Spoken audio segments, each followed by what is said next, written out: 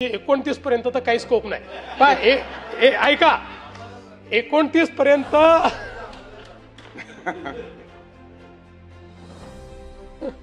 आम्हाला तिकडे याचा स्कोप उरला नाही। 29 तुम्हाला इकडे याचा स्कोप विचार करता येईल, म्हणजे त्याचा विचार आपण वेगळ्या पद्धतीने करू, पण आम्हाला तिकडे याचा स्कोप हा काही या ठिकाणी उरलेला नाही।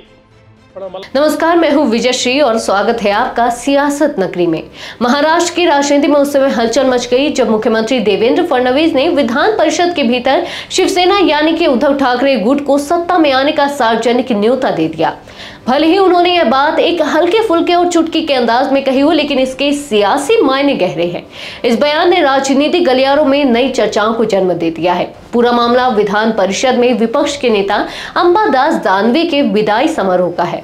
फडणवीस ने उन्हें फिर से सदन में लौटने की शुभकामनाएं दी और इस दौरान पूर्व मुख्यमंत्री उद्धव ठाकरे का नाम लेते हुए कहा, मैं यह नहीं कहता कि दानवे फिर से नेता प्रतिपक्षी बने।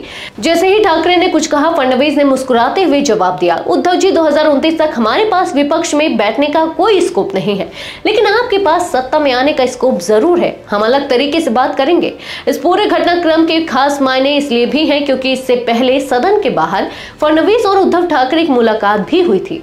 साथ ही फडणवीस ने अपने भाषण में शिवसेना को मित्र पक्ष कहा, जो संकेत देता है कि बीजेपी शिवसेना गुट से संबंधों को फिर से साधने के प्रयास कर रही है। ये बयान ऐसे समय में आया है जब ठाकरे गुट मनसे के साथ संभावित गठबंधन को लेकर चर्चा में है। कुछ दिन पहले मुंबई के वर्ली में आयोजित आवाज मराठीचा कार्यक्रम में उद्धव और उनके चचेरे भाई राज ठाकरे करीब 20 साल बाद एक साथ मंच पर आए थे। इसके बाद से अटकलें लगने लगे थे कि शिवसेना यानी कि उबाठा और मनसे के बीच चुनावी गठबंधन हो सकता है। हालांकि अभी तक राज ठाकरे ने इस पर कोई स्पष्ट रुख नहीं अपनाया है। ऐसे में मुख्यमंत्री फडणवीस की ओर से उद्धव ठाकरे को सत्ता में आने का सीधा प्रस्ताव देना एक रणनीतिक कदम माना जा रहा है। यह बीजेपी की उस सोच को दर्शाता है कि बदलते सियासी हालात में पुराने सहयोगियों से नए सिरे से रिश्ते जोड़े जाएं। उल्लेखनीय है कि भाजपा और शिवसेना का हिंदुत्व और विकास के मुद्दों पर 20 वर्षों से अधिक पुराना गठबंधन 2019 के विधानसभा चुनाव के बाद टूट गया था। मुख्यमंत्री पद को लेकर हुए विवाद के चलते दोनों दल अलग हो गए और इसके बाद शिवसेना में फूट पड़ी, जिससे ठाकरे गुट और बीजेपी के रिश्ते और बिगड़ गए। अब जब खुद फडणवीस ने दोस्ती का हाथ बढ़ाया है तो यह देखना दिलचस्प होगा कि उद्धव ठाकरे इस पर क्या प्रतिक्रिया देते हैं।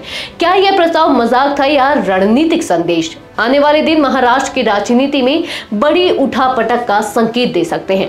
फिलहाल उद्धव ठाकरे गुट की तरफ से इस ऑफर पर कोई आधिकारिक बयान नहीं आया, लेकिन इतना तय है कि महाराष्ट्र की राजनीति अब एक नए मोड़ पर खड़ी है। आज के लिए बस इतना ही। अगर आपके इलाके में कोई राजनीतिक लापरवाही, भ्रष्टाचार या जनहित से जुड़ी समस्या है तो अब चुप मत रहिए, अपनी शिकायत हमें भेजिए।